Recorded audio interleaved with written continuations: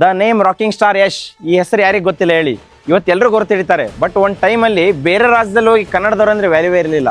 But ಇವತ್ತು ಹೋಗಿ ಬೇರೆ ರಾಜ್ಯದಲ್ಲಿ ಕನ್ನಡದವ್ರು ಅಂದ್ರೆ ಓ ರಾಕಿ ಬಾಯ್. ಒಂದು ಟೈಮಲ್ಲಿ ನಮ್ಮ ರಾಕಿಂಗ್ ಸ್ಟಾರ್ ಯಶ್ ಫಿಲಮ್ ಮಾಡ್ಬೇಕಾದ್ರೆ ಯಾರು ಸರಿಯಾಗಿ ಸಪೋರ್ಟ್ ಮಾಡ್ತಿರಲಿಲ್ಲ.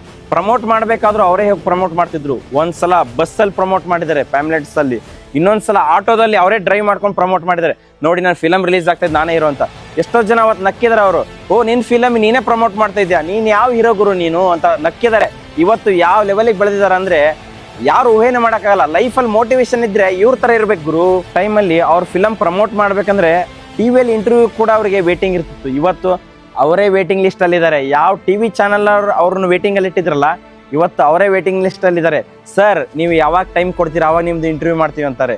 ಅದು ನಿಜವಾಗ್ಲೂ ಸಾಧನೆ. ನಿಜವಾಗ್ಲೂ ನೀವು ರಿಯಲ್ ಲೈಫಲ್ಲೂ ರಾಕಿ ಬಾಯ್. ನಿಜವಾಗ್ಲೂ ಫಾರ್ ದ ಫಸ್ಟ್ ಟೈಮ್ ಒಬ್ಬ ಹೀರೋ ವಿಲನ್ ಪಾತ್ರದಲ್ಲಿ ಈ ಲೆವೆಲಿಗೆ ಮಿಂಚ್ತಾ ಇದ್ದಾರೆ ಅಂದ್ರೆ ಅದು ನಮ್ಮ ರಾಕಿಂಗ್ ಸ್ಟಾರ್ ಯಶ್. ಅವರು ಮಾಡ್ತಿರೋಂಥ ರೋಲ್ ನೆಗೆಟಿವ್ ಇರಬಹುದು, ಬಟ್ ಆ ಕ್ಯಾರೆಕ್ಟರ್ ಇರೋ ಪವರ್ ಬೇರೆ ಯಾರು ಮಾಡಕ್ಕಾಗಲ್ಲ. ಅಷ್ಟೊಂದು ರಾವಣನ್ ಸೀನ್ ಹಾಕ್ತೀನಿ, ನೋಡ್ಕೊಂಡ್ ಬನ್ನಿ.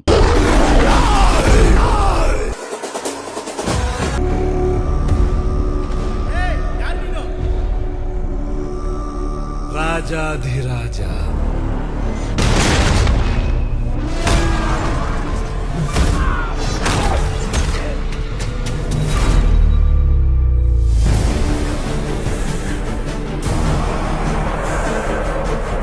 ದೇವಲೋಕ, ಭೂಲೋಕ, ಪಾತಾಳಲೋಕ,